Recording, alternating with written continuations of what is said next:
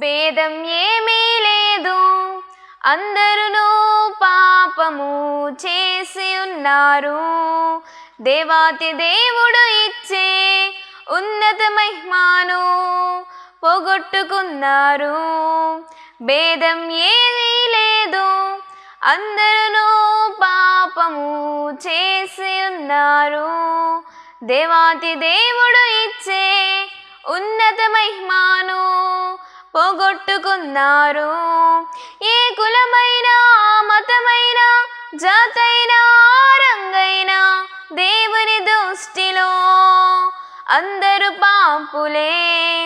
ఏ కులమైనా, మతమైనా, జాతైనా, రంగైనా దేవుని దృష్టిలో అందరూ పాపులే.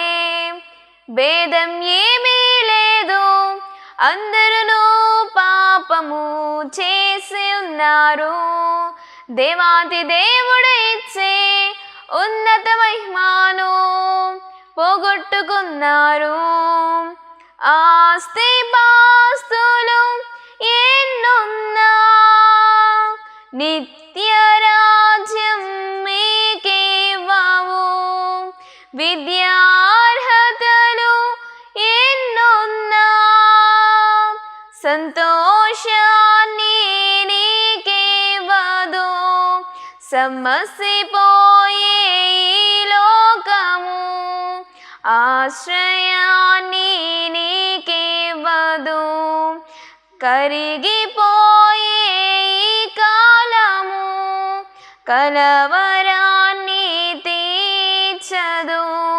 నీవెవరైనా, నీకెంతున్నా, ఎవరున్నా లేకున్నా, యేసు లేకుంటే నీకున్నవన్నీ సున్నా.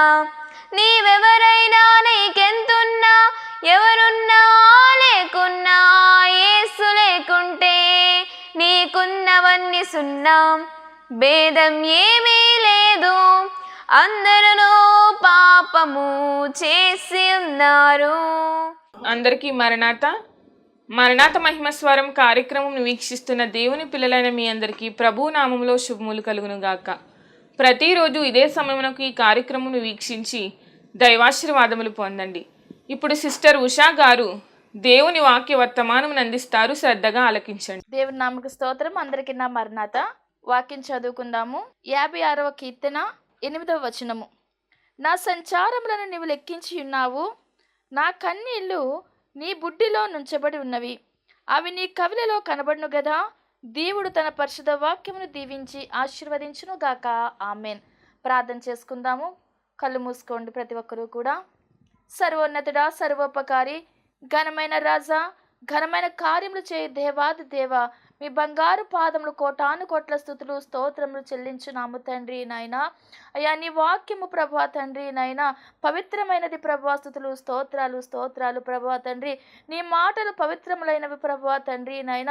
అవి ప్రభా తండ్రి మట్టి మూసలో 7 మార్లు కరిగి ఊదిగా ప్రభా తండ్రి. అయ్యా వెండి అంత పవిత్రములవే ప్రభా. స్తోత్రాలు స్తోత్రాలు తండ్రి నాయన. అయ్యా అలాంటి పవిత్రమైన వాక్యంను ప్రభా తండ్రి మేము వివరించుకుంటుండగా ప్రభా తండ్రి అయ్యా మా సొంత ఉద్దేశం మరుగు చేయండి తండ్రి. స్తోత్రాలు ప్రభా. అయ్యా మీ మాటలు మాకు అందించండి తండ్రి. ఏ బిడ్డలైన వారికి ప్రభా ఏ వర్తమానము మీరు అందించినయినారో ప్రభా, అయ్యా ఏ ఆదరించేటువంటి మాటలు మీరు పలకనైనారో ప్రభా, అట్టి మాటలు పలికి ప్రభా తండ్రి ప్రతి బిడ్డను ఆదరించుమని, అయ్యా నీ వాక్యము చేత ప్రభా తృప్తిపరచుమని దేవాది దేవుని నామములో అడిగి వేడుకొంచున్నాము తండ్రి. ఆమెన్. తన ప్రజల కన్నీరు దేవుని దృష్టికి చాలా విలువైనది అన్నట్టుగా మనం ఇక్కడ చూస్తూ ఉన్నామండి. ఎందుకంటే ఇక్కడ రాయబడిన వచనం ప్రకారము మనం ఆలోచన చేసినట్లయితే, నా కన్నీళ్ళు నీ బుడ్డిలో ఉంచబడి ఉన్నవి, అవి నీ కవిలలో కనబడును కదా అని దావీదు గారు ఇక్కడ తెలియచేస్తూ ఉన్నారు. ఏ ప్రార్థన, కన్నీటి ప్రార్థన మనము చేస్తూ ఉంటామో మన కన్నీరంతా కూడా దేవుని యొక్క పుస్తకంలో అవి భద్రము చేయబడి ఉంటాయండి. ఎందుకంటే మన కన్నీటిని దేవుడు అంత విలువైనవిగా ఎంచుతూ ఉంటారు. మన కన్నీటిని దేవుడు నిర్లక్ష్య పెట్టువాడు మాత్రము కాదండి. మన బిడ్డలు మన కళ్ళ ముందర ఏడుస్తూ ఉంటే మన తల్లి హృదయం కానీ లేదా తండ్రి హృదయం కానీ వెలవెల్లాడిపోతుంది కదా. అలాగంటిది అంతకు మించిన ప్రేమ మన దేవుని ప్రేమ. కాబట్టి నిన్ను నన్ను సృష్టించిన సృష్టికర్త, నన్ను రక్షించిన రక్షణకర్త అయినటువంటి దేవాది దేవుడు మనందరి కన్నీటిని చూస్తూ ఊరుకుండు వాడు మాత్రము కాదండి. నీవు కన్నీరు కారిస్తే గనుక, నీవు కన్నీటి ప్రార్థన చేస్తే గనుక ఆయన నీ దగ్గరికి దిగి వచ్చేసే దేవుడు, అలాంటి జాలి కలిగిన దేవుడని మనం అర్థము చేసుకోవాలి. ఇశ్రాయేలీలు పెట్టిన మొర్రకి, వారు కాచిన కన్నీటికి వారికి పరిష్కార మార్గము దేవుడు చూపించారు. నిర్గమకాండము 2వ అధ్యాయము 23వ వచనంలో మనం చూసినట్లయితే, ఇశ్రాయేలీలు తాము చేయించిన వెట్టి పనులను బట్టి నిట్టూర్పులు విడుచుచు మొర్ర పెట్టుచుండగా, తమ వెట్టి పనులను బట్టి వారు పెట్టిన మొర్ర దేవుని యొద్దకు చేరెను. 24వ వచనంలో, కాగా దేవుడు వారి మూలుగును విని అబ్రహాము, ఇస్సాకు, యాకోబులతో తాను చేసిన నిబంధనను జ్ఞాపకము చేసుకొనెను. దేవుడు ఇశ్రాయేలును చూచెను, దేవుడు వారి యందు లక్ష్యముంచెను. ఇక్కడ మనము ఆలోచన చేసినట్లయితే వీరు యోసేపు కాలంలో 70 మందిగా స్థిరపడిన వీరు తరువాత కాలం వచ్చేసరికి చాలా ఎక్కువ మందిగా ప్రబలిపోయారు, విస్తరించేస్తారు అక్కడ ఆ ప్రదేశంలో, ఐగుప్తు దేశంలో. ఇప్పుడు యోసేపు నెరగని క్రొత్త రాజు అక్కడ ఎన్నికగా ఉన్నప్పుడు, అంటే ఒక రాజుగా యోసేపు నెరగని ఒక వ్యక్తి రాజుగా ఉన్న సమయంలో ఇప్పుడు వీరందరూ ఎక్కువైపోయారనేసి వేరే యుద్ధం ఏదైనా వస్తే గనుక ఈ ఇశ్రాయేలీలందరూ కూడా వారి పక్షముగా వెళ్ళిపోతే మనం ఓడిపోతాము, మనము క్రింది స్థాయిలోకి వెళ్ళిపోతాము అనే ఆలోచన తను పెట్టేసుకొని వారందరినీ కూడా ఎలాగైనా సరే ప్రబలకుండా ఉండాలి అనేటువంటి వ్యతిరేక ధోరణి అతను కలిగి ఉండి వెట్టి చాకరీలు ఎక్కువ చేసేసాడు. బాగా కఠినమైన పనులు చెప్పేసేవాడండి, చాలా బాధించేసేవాడు. ఇప్పుడు వీరు అలాంటి భయంకరమైన శ్రమను తట్టుకోలేక, భరించలేక అప్పుడు గుర్తుకొచ్చాడండి దేవాది దేవుడు అంటే యెహోవా. అబ్రహాము దేవా, ఇస్సాకు దేవా, యాకోబు దేవా, మమ్మల్ని రక్షించవయ్యా అని చెప్పి వారు దేవునికి మొర్ర పెట్టారు, కన్నీరు కార్చారు. అప్పుడు వారి ప్రార్థన దేవుడు ఆలకించి ఆ యొక్క ఐగుప్తు దాస్యత్వములో నుండి, ఆ బానిసత్వములో నుండి వారిని విడిపించడానికి మార్గము సరళము చేశాడు. చక్కగా వారు బయటికి వచ్చేసారు. ఐగుప్తు దేశం నుండి పరమకానానికి ప్రయాణం సాగించారు. ఎక్కడి నుండి వచ్చింది విడుదలంటే వారు కాచినటువంటి కన్నీటి వల్ల, వారు బాధపడినటువంటి బాధ వల్ల. ప్రియ దేవుని బిడ్డ, నీకు కూడా పరిష్కారం కాని సమస్య ఏదైనా సరే నీ తలెత్తి ఉంటే గనుక నీవు దేవుని సన్నిధిలో కన్నీటి ప్రార్థన చెయ్యి. కన్నీటి ప్రార్థన ద్వారా సాధ్యము కాదు అన్నది ఏదియూ లేదు, సమస్తము సాధ్యమే అని మనము బైబిల్ గ్రంథంలో అనేక మంది జీవితాలను మనం చూస్తూ ఉన్నాము. మనము చదువుతూ ఉన్నప్పుడు, మనం వింటూ ఉన్నప్పుడు ప్రతి ఒక్క బిడ్డ జీవితంలో ఎన్నో సాక్ష్యాలు మనం ఈ బైబిల్ గ్రంథంలో మనం చదివి ఉన్నాము. కాబట్టి మనము ప్రతి ఒక్కరిని కూడా వారు ఎలా ప్రార్థన చేశారు, వారు ఎలాగున మేలు పొంది ఉన్నారు, ఎలాగున కీడుల నుండి జయము పొంది ఉన్నారని చెప్పి మనము ప్రతి ఒక్కరిని కూడా ధ్యానము చేయాలి. బైబిల్ గ్రంథంలో ఉన్న ప్రతి ఒక్క వ్యక్తి చరిత్రను కూడా మనం క్షుణ్ణముగా పరిశీలన చేయాలి. అలాగే కన్నీటి ప్రార్థన ద్వారా మరణకరమైన రోగము కూడా స్వస్థపరచబడుతుంది, ఆయుష్ పెరుగుతుంది. ఎందుకంటే హిజ్కియా జీవితాన్ని మనం ఒక్కసారి ఆలోచన చేసినట్లయితే, మొదటి రాజుల గ్రంథము 20వ అధ్యాయంలో ఇతని గురించి ఇక్కడ ఈ మరణకరమైన రోగము గురించి రాయబడి ఉన్నది. ఈ హిజ్కియాకి మరణకరమైన రోగము కలుగగా యెషయా ప్రవక్త వచ్చి చెబుతాడు, నీళ్లు చక్కబెట్టుకో, నీవు ఇంకా బ్రతకవని చెప్పినప్పుడు ఎవరికైనా ప్రాణం అంటే చాలా ఆశ ఉంటుంది. కదండి. ఇప్పుడు ఒక రాజైనా సరే, సామాన్య మనిషి అయినా సరే బ్రతకాలి అనే కోరుకుంటారు. ఇక్కడ రాజు పరిస్థితి కూడా అలాగే ఉన్నది.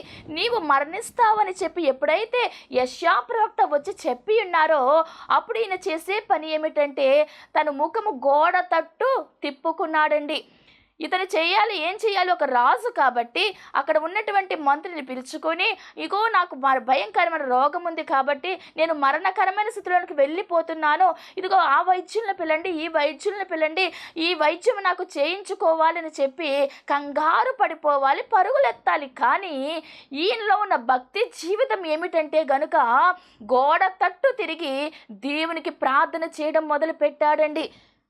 3వ వచనంలో 2వ రాజుల గ్రంథము 20వ అధ్యాయము 3వ వచనము, అతడు తన ముఖము గోడ తట్టు తిప్పుకొని, యెహోవా, యథార్థ హృదయుడనై సత్యముతో నీ సన్నిధిని నేనెట్లు నడుచుకుంటునో, నీ దృష్టికి అనుకూలముగా సమస్తమును నేనెట్లు జరిగించుతునో కృపతో జ్ఞాపకము చేసుకొనుమని హిజ్కియా కన్నీళ్లు విడుచుచు యెహోవాను ప్రార్థన చేశాను. చాలా గొప్ప ప్రార్థన చేశాడండి. చాలా నమ్మకంతో కూడిన ప్రార్థన చేశాడు. నేను నీ సన్నిధిలో ఎలాగన ఉత్తమముగా నడుచుకున్నానో, నేను ఎలాగ నీ కార్యములు చేశానో ఒక్కసారి జ్ఞాపకము చేసుకోమని అడుగుతూ ఉన్నాడు. నిజమే, హిజ్కియా అలా ప్రవర్తించాడు కాబట్టి దేవుని అలా అడగగలుగుతూ ఉన్నాడు. ఎందుకంటే తన తండ్రి తరువాత ఆ యొక్క రాజుగా సింహాసనంకి ఎక్కిన తరువాత ఈ 18వ అధ్యాయంలో మనం చూసినట్లయితే తన తండ్రి అయితే గనుక యెహోవాను విసర్జించిన వ్యక్తిగా కనబడుతూ ఉన్నాడు.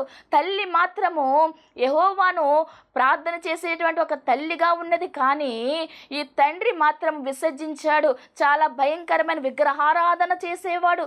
కానీ ఈ హిజ్కియా మాత్రము తన పితరుడైన దావీదు అనుసరించినటువంటి నీతి మార్గాన్ని అనుసరించినట్లుగా మనం చూస్తూ ఉన్నాము. 18వ అధ్యాయం 3వ వచనంలో చూసినట్లయితే, తన పితరుడైన దావీదు చేసినట్లు అతడు యెహోవా దృష్టికి పూర్ణముగా నీతిని అనుసరించెను. హల్లెలూయా! అంటే పరిపూర్తిగా నీతిగా జీవించాడండి. నీతిని అనుసరిస్తూ వస్తూ ఉన్నాడు. దేవునికి కావాల్సినవి ఏమిటి అంటే నీతిని కోరుకుంటాడు. నీలో నీతి ఉంటే గనుక నీవు చక్కగా జీవించగలుగుతావు. కాబట్టి అటువంటి నీతిని కోరుకునే దేవుడికి ఇష్టమైన రీతిగా హిజ్కియా జీవించడం మొదలుపెట్టి ఉన్నాడు. అలాగే 2వ లక్షణం ఈయనలో చూసినట్లయితే 5వ వచనంలో చూసినట్లయితే, అతడు ఇశ్రాయేలు దేవుడైన యెహోవా యందు విశ్వాసం ఉంచినవాడు. హల్లెలూయా! దేవుని యందు విశ్వాసం ఉంచి ఉన్నాడు. అక్కడ దేవుని యొక్క అంటే ఆయనకు బలిపీఠాలను కట్టించాడు. యెహోవాకు తన తండ్రి పెట్టినటువంటి ఆ విగ్రహాలన్నీ తీయించివేసేసాడు. కేవలము యెహోవానే సేవించడం మొదలు పెట్టాడు. ఈ హిజ్కియా విశ్వాసం ఉంచాడు దేవుని పట్ల. తన తరువాత వచ్చిన రాజుల్లో కానీ ముందు రాజుల్లో కానీ అంత విశ్వాసం కనబడనట్టుగా ఇతను ప్రవర్తించాడు. అంటే దేవునికి చాలా ఇష్టడుగా జీవించినట్లుగా మనం హిజ్కియా జీవితాన్ని చూస్తూ ఉన్నాము. 5వ వచనంలోనే, అతని తరువాత వచ్చిన యూదా రాజులలోనూ అతని పూర్వీకులైన రాజులలోనూ అతనితో సమమైన వాడు ఒక్కడునూ లేడు. అతడు యెహోవాతో హత్తుకొని ఆయన వెంబడించుటలో వెనుక తీయక. తరువాత చేసే పని ఏమిటంటే యెహోవాను హత్తుకున్నాడు. ఎవరైతే ఆయన హత్తుకొని జీవిస్తారో వారిని దేవుడు విడిచిపెట్టేవాడు మాత్రము కాదు. కాబట్టి ఈ హిజ్కియాని దేవుడు ఆశీర్వదిస్తూనే వచ్చి ఉన్నారండి. 7వ వచనంలో చూసినట్లయితే, కావున యెహోవా అతనికి తోడుగా ఉండెను, తాను వెళ్ళిన చోటనెల్లా అతడు జయము పొందెను. హల్లెలూయా! హల్లెలూయా! ఒక రాజు అయ్యుండి నీతిని అనుసరించి జీవించాడు, విశ్వాసముతో జీవించాడు, యెహోవాను హత్తుకొని ఉన్నాడు. కాబట్టి దేవుడు హిజ్కియాని విడిచిపెట్టకుండా సమస్త వేళలా కూడా జయమిస్తూ వచ్చి ఉన్నాడు. మనమును కూడా దేవుని నమ్ముకొని ఆయన నామములో మనము జీవిస్తున్నాము కాబట్టి, ఆయన ప్రజలుగా మనము ఉన్నాము కాబట్టి, ఆయన బిడ్డలుగా మనము జీవిస్తున్నాము కాబట్టి దేవుడు కోరుకున్న నీతిని మనము కలిగి ఉండాలి, విశ్వాసము కలిగి ఉండాలి. ఆయన హత్తుకొని ఉండాలి. ఈ లక్షణాలన్నీ కలిగి ఉన్న ఈ హిజ్కియా ఇప్పుడు మరణకరమైన రోగము వచ్చినప్పుడు ప్రార్థన చేస్తూ ఉన్నాడు. ప్రభువా, నేను ఇలా ఉన్నాను కదయ్యా, యథార్థంగా ఉన్నాను కదా, ఎందుకు నాకు ఈ పరిస్థితి అని చెప్పి కన్నీరు ప్రార్థన చేస్తూ ఉన్నాడు. ఒక్కసారి జ్ఞాపకము చేసుకో తండ్రి, నా జీవితము జ్ఞాపకము చేసుకోమని ప్రార్థన చేశాడు. ఏ ప్రార్థన అంటే కన్నీటి ప్రార్థన చేశాడు, కన్నీరు కాచాడు. దేవుడు వెంటనే సమాధానం ఇచ్చాడండి. ఏ ప్రవక్త అయితే ఈ హిజ్కియా దగ్గరకు వచ్చి నీవు మరణించబోతావని చెప్పి ఉన్నాడో, మరలా అదే ప్రవక్తకి దేవుడు చెబుతూ ఉన్నారు, హిజ్కియా దగ్గరికి వెళ్ళి నేను 15 సంవత్సరాలు ఆయుషిస్తున్నానని చెప్పు అని చెప్పినప్పుడు వెంటనే మరలా ఆ యొక్క మందిర ప్రాంగణం అంతా కూడా దాటి వెళ్ళలేదు. ఇంకా మరలా వెంటనే ఈ హిజ్కియా దగ్గరికి వచ్చి యెషయా చెబుతున్న మాట ఏమిటి అంటే 5వ వచనంలో, నీ పితరుడైన దావీదునకు దేవుడగు యెహోవా నీకు సెలవిచ్చినదేమనగా, నీవు కన్నీళ్లు విడిచుట చూచి తిని నీ ప్రార్థన నేను అంగీకరించి ఉన్నాను, నేను నిన్ను బాగు చేసేదను. హల్లెలూయా, హల్లెలూయా. గొప్ప మాట చెప్పినారు కదండి. దేవుడు అంటున్నారు కదా, నీ ప్రార్థన, నీ కన్నీటి ప్రార్థన నేను చూసి ఉన్నాను. నీవు కాచిన కన్నీటి ప్రతి బొట్టు కూడా నేను స్వీకరించి ఉన్నానంటే ఆయన పుస్తకంలో ఆయన భద్రం చేసుకుంటారు. కాబట్టి నీ కన్నీరంతా కూడా నేను చూచి ఉన్నాను, నిన్ను బాగు చేస్తాను, నీకు 15 సంవత్సరముల ఆయుష్నిస్తానని చెప్పి దేవాది దేవుడు చెప్పి ఉన్నారని యెషయా చెప్పడం జరిగినదండి. ఎంత గొప్ప ఆశ్చర్యమో కదా. మరణిస్తావు అని చెప్పిన ఆ ప్రవక్తే వచ్చి మరలా 15 సంవత్సరముల ఆయుష్ నీకు దేవుడు ఇచ్చాడని చెబితే ఎంత ఆనందము వచ్చి ఉంటుందో హిజ్కియాకి. మరి నిజమే కదా, గొప్ప ఆశీర్వాదము వచ్చినది అంటే, ఆయుష్ దేవుడు పెంచాడు అంటే ఇతనిలో కన్నీటి ప్రార్థనతో కూడినటువంటి విశ్వాసం అలాగ ఉన్నది.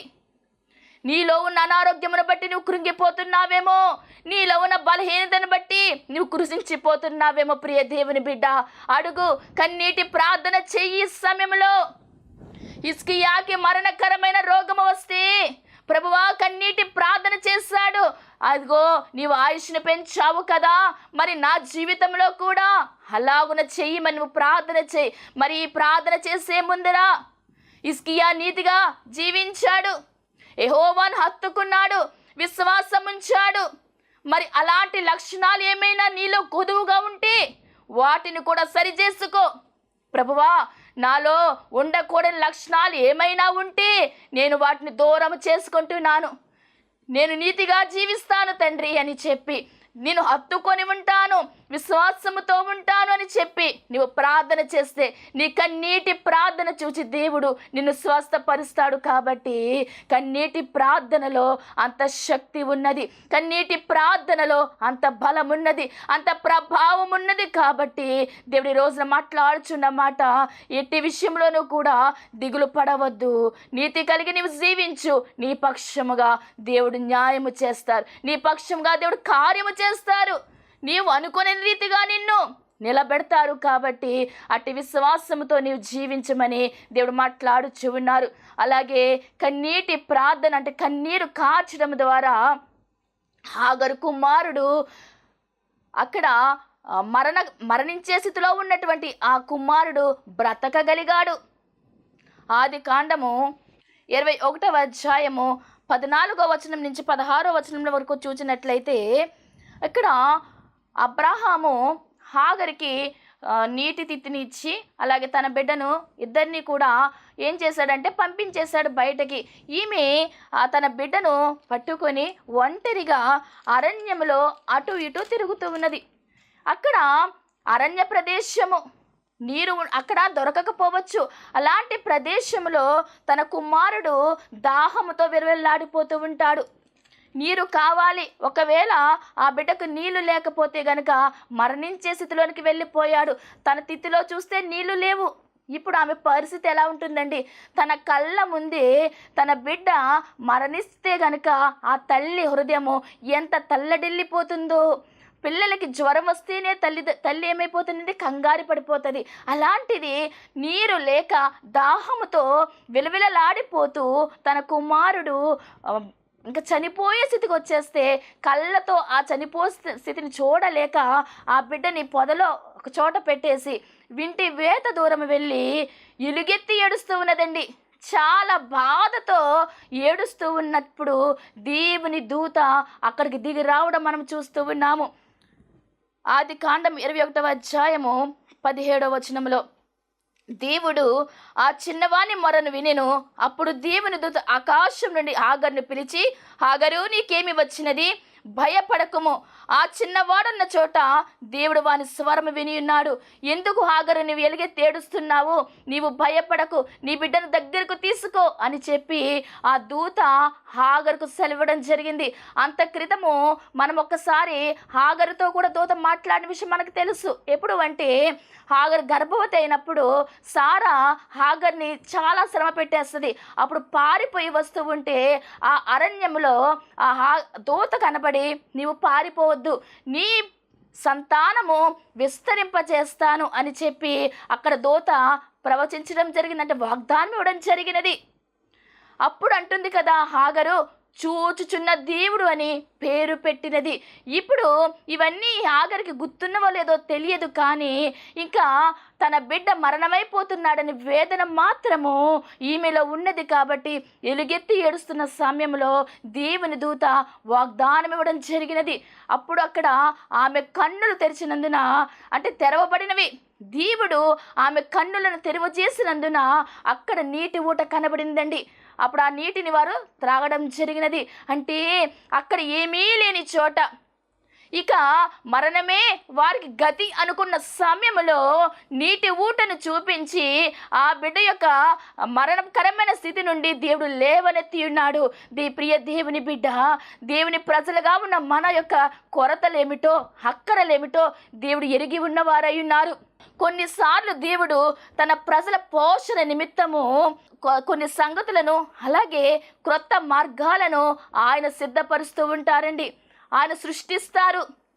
అయ్యా, నాకు ఈ అవసరం ఉన్నదని నీవు బాధపడుతూ ఉంటే నీ అవసరాన్ని తీర్చడానికి ఏదో ఒక మార్గాన్ని ఆయన ప్రవేశపెడతారు.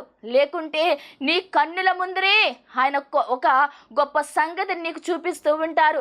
ఇక్కడ హాగరు కన్నులు తెరవబడినందున నీటి ఊటను చూడగలిగినది. అంటే అక్కడ ఆమెకి ఎంత సంతోషం కలిగి ఉన్నదో కదా. మరణించే స్థితి వచ్చేసినది, ఇంకా ఏమి చెయ్యాలో తెలియని పరిస్థితి వచ్చినది. ఇక మరణమే గతి అనుకున్న సమయంలో దేవుడు జీవమునిచ్చిన రీతిగా బ్రతికించడానికి ఆ సమయంలో ఏది అవసరమైనదో అది పుట్టించిన దేవుడు. నీవు బ్రతకడానికి, నీవు జీవించడానికి, నీవు ఆయనలో సాగడానికి నీకు ఏది కొదువుగా ఉన్నదో అది పుష్కలముగా సమృద్ధిగా దేవుడు నీకు ఇస్తాడు. కాబట్టి నీవు కన్నీటి ప్రార్థన చేయడం మాత్రం మర్చిపోవద్దు. ఈ హాగరు కన్నీరు కార్చినది తన బిడ్డ నిమిత్తము. దేవుడు అక్కడ కార్యము చేసి ఉన్నారు.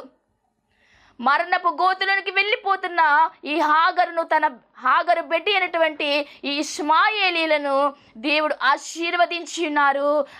ఆ బిడ్డకి జీవముతో కూడినటువంటి ఆశీర్వచనము ఇవ్వడం జరిగినది. ప్రియ దేవుని బిడ్డ, కన్నీటి ప్రార్థనలో అంత బలమున్నది కాబట్టి, అంత శక్తి ఉన్నది కాబట్టి, హిజ్కియాకి మరణకరమైన రోగమును విడిపించిన దేవుడు హాగరు కన్నీటిని చూచి ఆ బిడ్డ యొక్క స్వరము విని అక్కడ నీటి బుగ్గను పుట్టించిన దేవుడు నీ కన్నీటి ప్రార్థన చూచి నీ గృహంలో ఏది కొదువుగా ఉన్నదో, ఏది కావాలని నీవు దేవుని సన్నిధిలో గోజాడుతూ ఉన్నావో సమస్తము కూడా ఆయన నీకు అనుగ్రహించడానికి ఆయన హస్తము చాపుతూ ఉంటారు. అట్టి రీతిగానే హన్నా కూడా గొడ్రాలుగా ఉన్న సమయంలో తనకి మగబిడ్డ కావాలని చెప్పి ఒక బిడ్డను ప్రసాదించమని షీలోహు దేవాలయంలో ప్రార్థన చేసినది. అనేక మార్లు వారు వెళ్ళి ఉండవచ్చు సంవత్సరమునకు ఒక పర్యాయము, కానీ ఈసారి ఆమె దేవుని సన్నిధిలో కన్నీరు కార్చినది. ఈ హన్నా తన హృదయాన్ని కుమ్మరించుకున్నది. ఎప్పుడైతే తన హృదయాన్ని కుమ్మరించుకున్నదో, ఎప్పుడైతే తను కన్నీరు కార్చినదో ఆ హన్నా కన్నీరు దేవుడు లక్ష్య పెట్టి ఉన్నారు.